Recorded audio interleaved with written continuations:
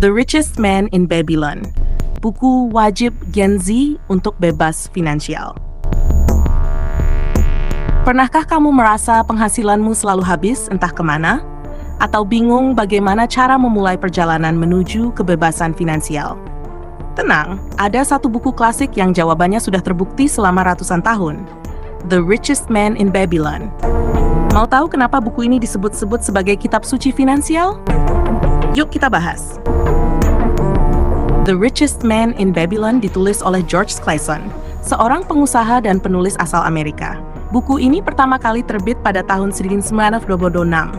Uniknya, buku ini menggunakan gaya cerita pendek yang berlatar di Babilonia kuno untuk menyampaikan prinsip-prinsip finansial. Jadi, bukannya berbicara dalam bahasa keuangan yang rumit, buku ini mengajarkan kita lewat kisah-kisah inspiratif tentang orang-orang di Babilonia yang belajar membangun kekayaan dari nol. Buku ini terdiri dari 10 bab yang saling berhubungan, dengan setiap bab berisi pelajaran penting tentang bagaimana mengelola uang. Nah, sebelum kita masuk ke pembahasan tiap bab, berikut adalah rincian singkatnya. Sekitar 184 halaman, tergantung edisi. Bahasa awalnya ditulis dalam bahasa Inggris, tapi sekarang sudah diterjemahkan ke puluhan bahasa, termasuk bahasa Indonesia. Gaya penulisan menggunakan metafora dan cerita, jadi nggak membosankan. Memberi kita panduan praktis untuk mencapai kebebasan finansial, mulai dari cara menabung, menginvestasi, hingga melunasi utang. Kenapa buku ini relevan sampai sekarang? Meski ditulis hampir 100 tahun lalu, pelajaran di buku ini tetap relevan. Kenapa? Karena prinsipnya sederhana dan abadi seperti menabung sebagian dari penghasilan, menghindari utang yang tidak perlu, dan memastikan uang kita bekerja untuk kita. Bukan sebaliknya. Nggak heran kalau buku ini sering masuk daftar bacaan wajib para pengusaha dan investor, seperti Warren Buffett dan Robert Kiyosaki. Berikut adalah gambaran singkat dari bab-bab yang akan kita bahas di video ini. Bab 1. The Man Who Desired Gold. Kisah tentang keinginan menjadi kaya dan pentingnya tindakan nyata. The Man Who Desired Gold. Kisah Bansir sang pembuat kereta. Di kota kuno Babilonia yang penuh kemegahan, hiduplah seorang pembuat kereta bernama Bansir. Ia adalah seorang pria yang terampil, bekerja keras, dan dikenal di lingkungannya karena hasil karyanya yang kuat dan indah. Namun, di balik itu semua, Bansir merasa yang kurang dalam hidupnya. Suatu pagi, Bansir duduk termenung di depan rumahnya, memandangi kereta setengah jadi. Alih-alih bekerja, pikirannya dipenuhi kegelisahan. Ia lelah bekerja keras sepanjang hidup, tetapi tetap miskin. Tabungannya kosong, dan ia tidak bisa memberikan kehidupan yang lebih baik untuk keluarganya. Saat itu, datanglah sahabatnya Kobi, seorang pemain kecapi keliling. Dengan senyum lebar, Kobi mendekati Bansir dan berkata, "Bansir, apakah kamu ingin mendengar sebuah lagu ceria untuk mengusir murungmu?" Bansir menggelengkan kepala. "Tidak, Kobi. Hari ini aku tidak ingin musik. Aku ingin emas. Aku ingin hidup seperti orang kaya. Tapi aku tidak tahu bagaimana caranya. Apakah kamu tahu?" Pencarian jawaban. Kobi tertawa kecil dan berkata, "Jika aku tahu cara mendapatkan emas, aku tidak akan berkeliling bermain kecapi untuk makan malam." Mereka berdua termenung.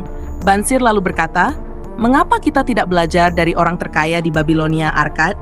Dia dulu sama miskinnya seperti kita, tapi sekarang dia memiliki kekayaan yang melimpah. Mungkin dia bisa membagikan rahasianya." Dengan semangat baru, Bansir dan Kobi memutuskan untuk pergi menemui Arkad. Mereka ingin mengetahui rahasia mengapa sebagian orang bisa hidup kaya, sementara yang lain terus berkutat dalam kemiskinan. Kebangkitan harapan. Bansir dan Kobi memulai perjalanan mereka dengan harapan besar. Mereka percaya bahwa jika Arkad bisa mencapai kekayaan dari titik nol, mereka pun memiliki peluang yang sama.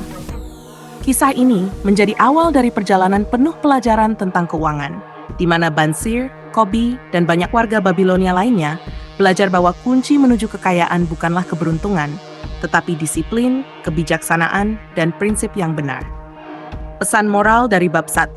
Rasa tidak puas adalah awal dari perubahan. Untuk menjadi kaya, Anda harus belajar dari orang yang telah sukses. Jangan hanya bermimpi tentang kekayaan, carilah ilmu dan tindakan untuk mencapainya. Bab 2. The Richest Man in Babylon. Kisah Arkad. Di Babilonia, ada seorang pria bernama Arkad yang dikenal sebagai orang terkaya di kota. Namun, yang membuatnya dihormati bukan hanya kekayaannya, melainkan kemurahan hatinya dalam berbagi ilmu tentang bagaimana ia membangun kekayaan itu. Suatu hari, sekelompok teman lama Arkad mendatanginya. Mereka mengungkapkan kegelisahan mereka. Arkad, kami bekerja keras sepanjang hidup, tetapi kami tetap miskin. Sementara engkau, yang dulunya sama seperti kami, sekarang menjadi orang terkaya di Babilonia. Apa rahasianya? Arkad tersenyum dan mulai menceritakan kisahnya. Masa muda Arkad. Arkad mengisahkan bagaimana ia dulunya adalah seorang juru tulis biasa yang bekerja keras mencatat transaksi keuangan orang kaya. Meskipun ia memperoleh penghasilan, uangnya selalu habis sebelum akhir bulan. Ia merasa lelah hidup dalam kekurangan dan memutuskan untuk mencari jawaban. Pada suatu hari, ia bertemu dengan Algamish, seorang pedagang kaya yang sering datang ke tempat kerjanya. Arkad memberanikan diri bertanya, "Tuan Algamish, bagaimana caranya menjadi kaya?" Algamish, yang terkesan dengan keberanian Arkad, memberinya sebuah pelajaran. Jika kamu ingin menjadi kaya, pelajari cara untuk menabung dan membuat uangmu bekerja untukmu. 3 pelajaran utama dari Algamish. Bayar dirimu terlebih dahulu. Algamish berkata, dari setiap 10 koin yang kamu hasilkan, simpan setidaknya 1 koin untuk dirimu sendiri. Jangan gunakan uang itu untuk kebutuhan atau keinginan. Biarkan uang itu menjadi benih untuk kekayaanmu. 2. Uang harus bekerja untukmu. Setelah menabung, gunakan uang itu untuk diinvestasikan, bukan disimpan tanpa tujuan.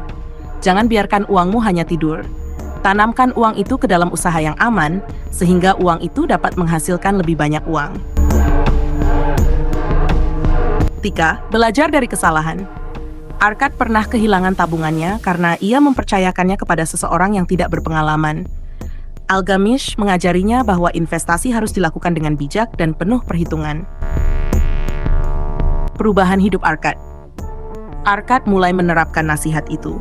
Ia menabung secara konsisten, belajar cara berinvestasi, dan menghindari kesalahan yang sama. Selama bertahun-tahun, ia membangun kekayaannya sedikit demi sedikit, hingga akhirnya menjadi orang terkaya di Babilonia. Di akhir cerita, Arkad berkata kepada teman-temannya, "Kekayaan bukanlah tentang seberapa banyak yang kamu hasilkan, tetapi seberapa banyak yang kamu simpan dan bagaimana kamu membuat uang itu bekerja untukmu." Pesan utama bab 2. Mulailah menabung dengan prinsip sederhana. Sisihkan 10% dari penghasilanmu. Biarkan uangmu tumbuh dengan cara yang bijak dan aman. Jangan takut belajar dari kesalahan. Bab 3. 7 Cures for a Lean Person. 7 obat untuk kantong yang kosong. Bab ini adalah inti dari buku The Richest Man in Babylon, di mana Arkad, sang orang terkaya di Babilonia, membagikan 7 prinsip penting untuk membangun kekayaan. Ceritanya dimulai ketika Raja Babilonia meminta Arkad untuk mengajarkan rakyatnya cara mengelola uang dan membangun kekayaan agar negara mereka menjadi lebih makmur. Dalam sebuah pertemuan, Arkad menjelaskan 7 obat untuk kantong yang kosong. Berikut adalah 7 prinsip tersebut. 1. Mulailah mengisi kantongmu. Sisihkan 10% dari pendapatanmu untuk ditabung. Arkad menekankan bahwa langkah pertama menuju kekayaan adalah disiplin menyisihkan sebagian penghasilanmu. Jangan habiskan semua yang kamu dapatkan, karena kebiasaan menabung adalah dasar dari akumulasi kekayaan. Dari 10 koin yang kamu peroleh, gunakan hanya 9. Kendalikan pengeluaranmu. Hindari pengeluaran yang tidak perlu. Arkad mengajarkan bahwa banyak orang menghabiskan uang untuk hal-hal yang sebenarnya tidak penting. Untuk menjadi kaya, kita harus membedakan antara kebutuhan dan keinginan, serta belajar hidup di bawah kemampuan kita. Keinginan kita akan selalu lebih besar daripada pendapatan kita, kecuali kita belajar mengendalikannya. 3. Buatlah uangmu bekerja untukmu. Investasikan uang yang kamu tabung. Uang yang hanya disimpan tidak akan tumbuh. Oleh karena itu, Arkad menyarankan untuk menginvestasikan uangmu ke dalam usaha yang aman dan menguntungkan, sehingga uang tersebut dapat menghasilkan lebih banyak uang. Biarkan koinmu melahirkan koin baru. Lindungi kekayaanmu dari kehilangan. Hindari investasi berisiko tinggi dan konsultasikan dengan ahli. Arkad berbagi pelajaran berharga tentang pentingnya melindungi kekayaanmu. Jangan mudah tergoda oleh janji keuntungan besar tanpa dasar yang jelas. Selalu cari nasihat dari orang yang berpengalaman sebelum mengambil keputusan finansial. Kekayaan akan hilang jika kita tidak menjaganya dengan bijak. 5. Miliki rumah sendiri. Investasikan dalam rumah tempat tinggal. Menurut Arkad, memiliki rumah sendiri memberikan stabilitas dan keamanan. Selain itu, rumah yang dimiliki sendiri adalah salah satu bentuk investasi yang baik karena nilainya cenderung meningkat dari waktu ke waktu. Rumahmu adalah perlindungan bagi keluargamu dan dirimu sendiri. 6. Amankan masa depanmu. Siapkan dana untuk masa depan. Arkad mengingatkan pentingnya merencanakan hari tua.